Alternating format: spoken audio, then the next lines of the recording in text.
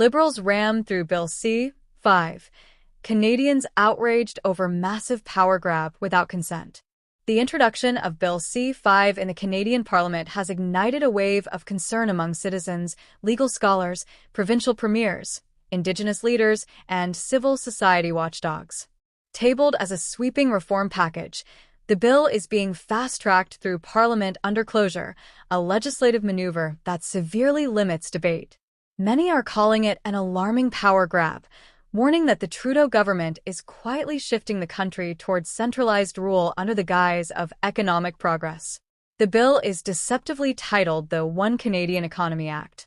It presents itself as a unifying piece of legislation to eliminate trade barriers between provinces, an idea that appeals to businesses and consumers alike.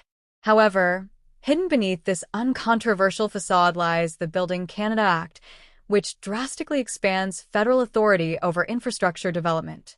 It enables federal ministers to designate projects as being in the national interest, which in turn allows them to bypass or override existing environmental laws, provincial input, and regulatory safeguards.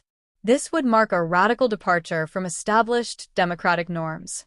To enforce this sweeping new power, the bill proposes creating a centralized federal authority that acts as a one-stop shop for national project approvals. This office would essentially bypass the involvement of independent regulators, and in doing so, erode the very structures meant to hold government accountable. A single minister would have the power to issue an authorization that effectively overrides all other legal, environmental, and consultative requirements. Critics are calling it an executive shortcut that guts the checks and balances foundational to Canadian democracy. This is not an isolated incident. The Liberal government has steadily introduced legislation concentrating power in ministers' hands. Bill C-11 and C-18 gave the government increased control over online content and the news media. Bill C-63 introduced new digital harms oversight. Now, with Bill C-5, the pattern becomes undeniable, a continuous push to centralize authority under the pretense of modernization, efficiency, or crisis response. The tactic is always the same: bundle legitimate reforms with controversial clauses to make opposition politically costly. Among the most vocal critics are provincial leaders and Indigenous communities. The Bloc Québécois has argued that the bill disrespects the principle of provincial sovereignty, especially Quebec's authority to manage its own territory and environmental assessments. Alberta and Saskatchewan leaders have also expressed serious reservations, stating that this law could allow Ottawa to impose energy or infrastructure projects against their will. The Canadian Federation, they argue, is being rebalanced without consent. Indigenous groups are demanding the bill be withdrawn or substantially amended. Leaders from across Turtle Island have called it a betrayal of Canada's legal obligations under Section 35 of the Constitution, which protects treaty rights.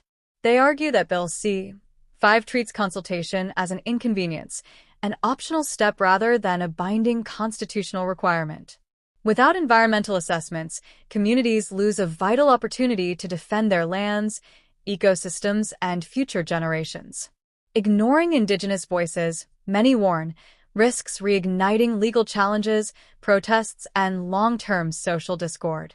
Conservative MPs have taken a strong stance against the bill. They warn that Bill C-5 effectively allows ministers to act as judge, jury, and executioner on complex national projects. Critics say the definition of national interest is so vague that it opens the door to abuse. One government's economic priority could be another community's nightmare. Rachel Thomas, Rhonda Kirkland, and other opposition figures argue that this law enables backdoor deals with corporate entities while marginalizing affected citizens.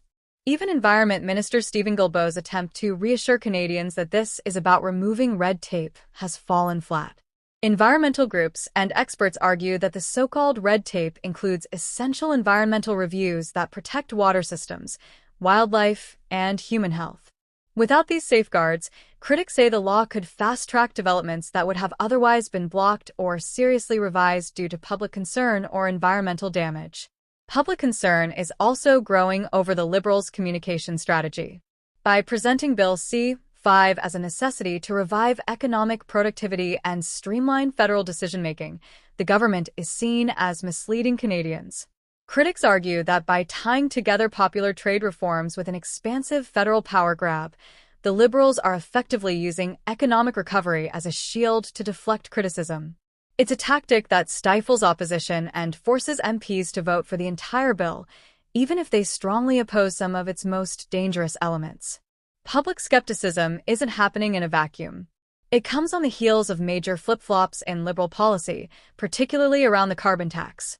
What began as a bold environmental commitment is now being watered down due to backlash, and Canadians are increasingly questioning whether this government stands by its promises.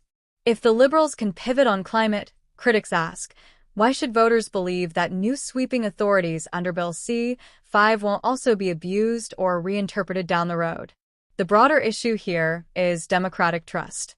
Many Canadians now believe that fundamental aspects of governance, consultation, transparency, legal review, are being eroded in the name of efficiency.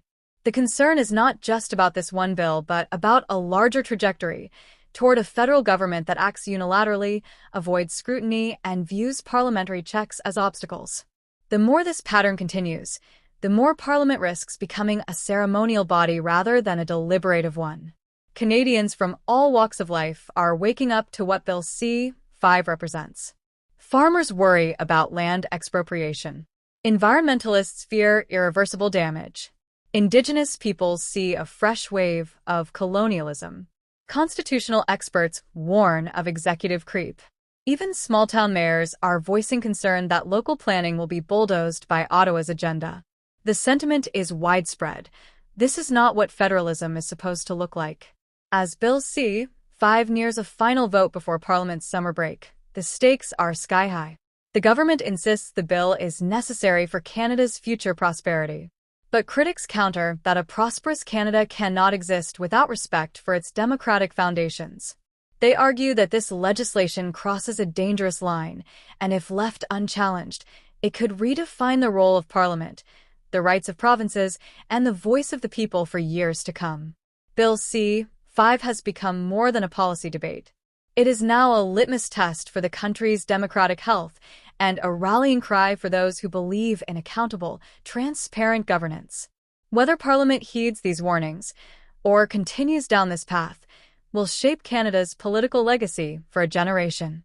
In the weeks ahead, citizens and political observers alike will watch closely as debates continue, amendments are proposed, and the bill approaches final passage.